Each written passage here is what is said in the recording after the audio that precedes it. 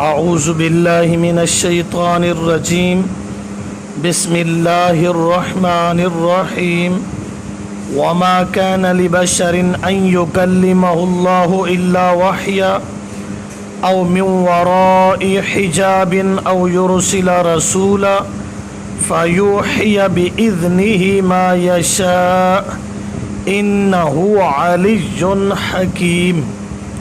وما كان لبشر، واو کا معنی اور، ما کا معنی نہیں، کانا ہے، لبشر لام کا معنی واسطے، بشر کا معنی انسان، وما كان لبشر اور نہیں ہے واسطے کسی انسان کے، ان یکلمہ اللہ، ان کا معنی یہ کہ جو کلم کلام سے ہے، ہو کا معنی اس سے، کہ یہ کہ کلام کرے اس سے اللہ، الا مگر، وحین وحین اشارہ سے، وحین کا لغوی معنی اشارہ، او کا معنی یا، من کا معنی سے، ورائی کا معنی پیچھے، حجاب کا معنی پردے، حجاب پردہ، مگر اشارہ سے یا پردہ کے پیچھے سے، او یرسلا، او کا معنی یا، یرسلا ارسال بھیجنا، رسول اسی سے ہے، یا بھیجتا بھیجے اللہ، رسولن قاصد کو، رسول کا معنی لفظی قاصد، جبرائیل قاصد، یا بھیجے قاصد کو، فیوحیا، فا کا معنی پس، یوحیا پس وہی پہنچائے وہ، پس وہی پہنچائے وہ، بِإِذْنِهِ، با کا معنی ساتھ، اذن کا معنی حکم، ہی میں نا اس کے یعنی اللہ کے، پس وہی پہنچائے وہ ساتھ اجازت حکم اس اللہ کے، ما یشاء، ما کا معنی جو، یشاء چاہے اللہ، انہو، انہ کا معنی بے شک، ہو منا وہ یعنی اللہ، علی اونچی ذات ہے، اونچی ذات، حکیم حکمت والا، وما كان لبشر اور نہیں ہے واسطے کسی بشر کے، ان یکلمہ اللہ یہ کہ کلام کرے اس سے اللہ، الا وحیا مگر اشارہ سے، او من وراء حجاب یا پردہ کے پیچھے سے، او یرسل رسولا یا بھیجے قاصد کو، فیوحی بإذنہ پس وہی پہنچائے وہ ساتھ حکم اس اللہ کے، ما یشاء جو وہ چاہے اللہ، انہو بے شک وہ یعنی اللہ، علی اونچی ذات ہے، حکیم حکمت والا۔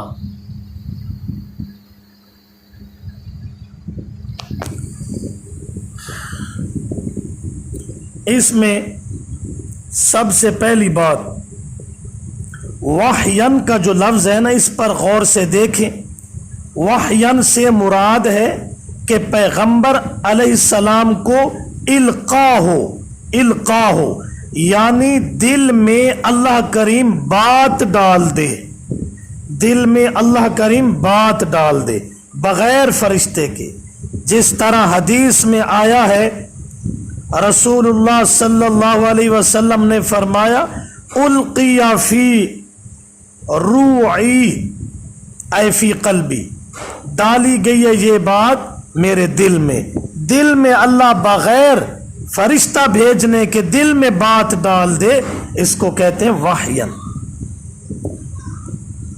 یہاں وحین کا لغوی معنی مراد ہے، معنی کریں گے ازرو اشارہ کے، ورائی حجاب پیچھے پردہ کے، پیچھے پردہ کے، جس طرح موسیٰ علیہ السلام سے اللہ ہم کلام ہوئے بلا واسطہ فرشتے کے۔ یہ دوسری قسم، اللہ پیغمبر کے دل میں بات ڈالے، یہ ایک قسم آ گئی۔ دوسری پردے کے پیچھے، دوسری قسم بلا واسطہ فرشتہ کے ہم کلام ہو، اور تیسری قسم یرسل رسولا، یہ تیسری قسم آ گئی، بھیجتا ہے کسی پیغام لانے والے کو، یعنی فرشتے کے ذریعے اللہ اپنی بات پہنچائے۔ فیوحیا، پس پہنچاتا ہے وہ قاصد ساتھ اجازت اللہ پاک کے، ما یشاء، جو چاہتا ہے وہ اللہ پاک۔ اللہ نے فرمایا کہ ان تین طریقوں سے میں اپنا میسج اور پیغام انسانوں تک پہنچاتا ہوں۔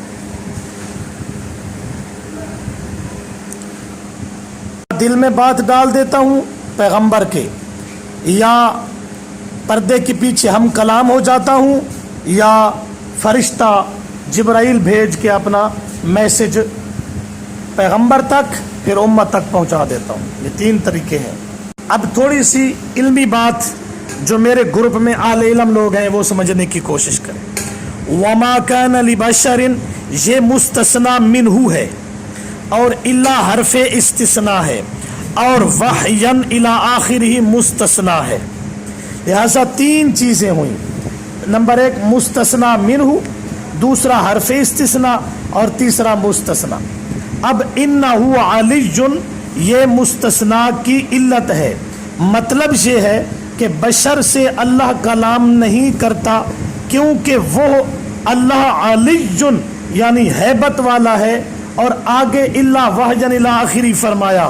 ہاں ان تین صورتوں کے ساتھ اللہ کلام کرتا ہے، تین صورتوں کے ساتھ کلام کرنے کی علت حکیم ہے، یعنی اس کی حکمت کا تقاضا تھا کہ میں تین طریقوں کے ساتھ اپنے بندوں کے ساتھ کلام کروں۔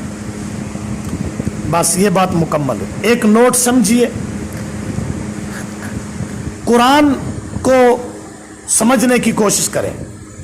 اللہ نے فرمایا وما کان لبشر ان یکلمہ اللہ الا وحیا، میں بشر سے بات اشارے سے کرتا ہوں، یعنی دل میں بات ڈال دیتا ہوں، ایک۔ نمبر دو، میں بشر سے ہم کلام پردے کے پیچھے ہوتا ہوں، جس طرح موسیٰ علیہ السلام سے میں بشر کی طرف قاصد بھیج کر وہی پہنچاتا ہوں۔ بات واضح ہو گئی۔ یہ آیت تمام انبیاء علیہم السلام کی بشریت پر نص قطعی ہے، نص قطعی ہے، لہذا بشریت انبیاء کا منکر قرآن کی بے شمار آیات کا منکر ہے۔ اس لیے ضد میں آ کر، فرقہ بازی میں آ کر بندہ قرآن کا انکار کبھی نہ کرے، کبھی نہ کرے۔ اپنی قبر میں اکیلے جانا ہے، کسی کی تعویل ساتھ نہیں جائے گی، کسی کے ٹوٹکے یا جعلی قول روایت نہیں ساتھ جائے گی، قرآن اور حدیث سے صحیح۔ اگر مسئلہ قرآن کا ہے، ہم سارے لوگوں کو چھوڑ دیں، سب کی باتوں کو چھوڑ دیں، قرآن کی بات کو تو نہیں چھوڑا جا سکتا، یہ کلام اللہ ہے۔ اس لیے تمام انبیاء علیہم السلام انسانوں میں سے آئے، یہ عقیدہ رکھنا ضروری ہے۔ بشر کا معنی ہوتا ہے انسان، انسانوں میں سے آئے، کوئی پیغمبر نوری مخلوق میں سے نہیں آیا، ناری مخلوق میں سے نہیں آیا، تمام انبیاء علیہم السلام انسانوں میں سے آئے ہیں۔ یہ عقیدہ رکھنا فرض ہے، اور یہ قرآن کا مسئلہ ہے۔ حضرت آدم علیہ السلام انسان نہیں تھے، تمام انبیاء، تمام پیغمبر کیا تھے؟ انسان تھے، بشر تھے۔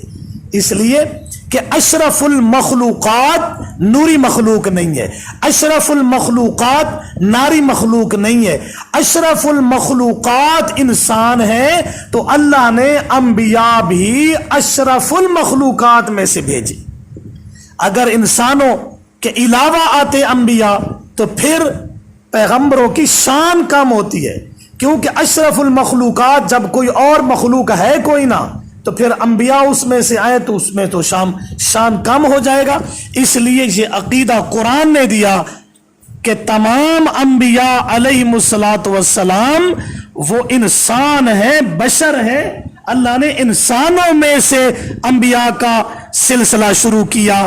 یہ آپ قرآن کی نص دیکھ لیں، اللہ نے فرمایا بشر سے کلام وحین کے ساتھ کرتا ہوں، بشر سے کلام من وراء حجاب، بشر سے کلام یرسل رسولا۔ تو تمام انبیاء علیہم السلام کی طرف وحی کے یہ تین طریقے تھے، اور تمام کو اللہ نے کیا فرمایا؟ وما کان لبشر، اس لیے کہ اشرف المخلوقات انسان ہے، تو انسانوں میں سے اللہ نے تمام انبیاء علیہم الصلاۃ والسلام مبعوث فرمائے۔ یہ عقیدہ قرآن نے دیا ہے، تو ضد میں آ کر یا تعویلوں میں آ کر انسان قرآن کی بات کو اگر ٹھکرا دے، اپنی آخرت